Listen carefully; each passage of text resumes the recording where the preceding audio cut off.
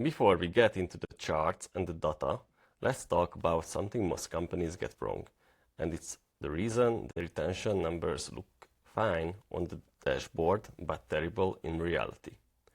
There are 4 classic mistakes. The first is setting the frequency too high.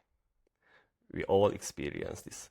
The fitness app that sends 10 push notifications a day, the intent is engagement, but the result is frustration.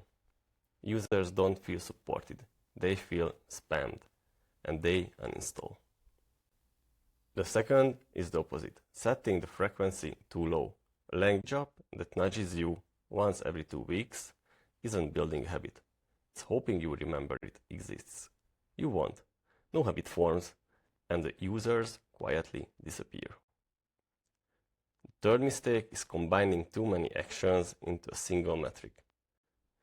When we define a retention as did any of these 3 things, for chess.com it could be game played, did a puzzle, or open the app, we created a Frankenstein metric. And the problem isn't just that it's messy.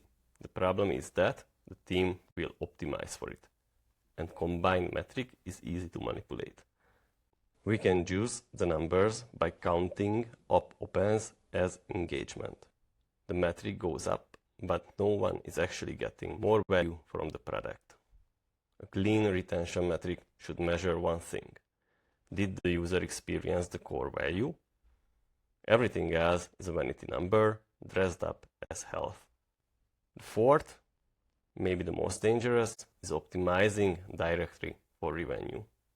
A mobile game that pushes hard on purchases before users have even formed the habit might see a short-term revenue spike, but those users will never build the loyalty. Usage drops, and eventually the revenue follows it down. So what's the alternative? It's a 3-step chain. The order matters. First, nature. Understand how your product naturally fits into someone's life.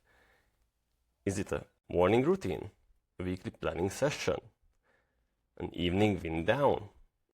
WhatsApp is many times a day. Uber is weekly. Airbnb is yearly. The rhythm already exists. Our job is to find it, not invent it.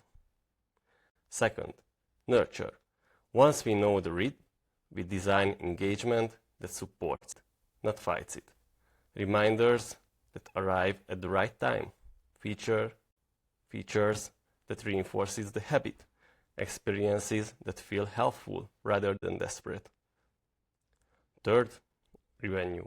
And here is the key. Revenue is the result, not the starting point.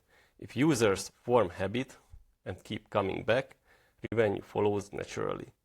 It becomes predictable and sustainable. Most companies try to run this chain in reverse. Start the revenue target, manufacture engagement to hit them, and hope retention holds. It almost never does. The lesson is simple. Retention should be based on how often the product naturally belongs in a user's life, not on arbitrary time windows we pick because they look good on a dashboard.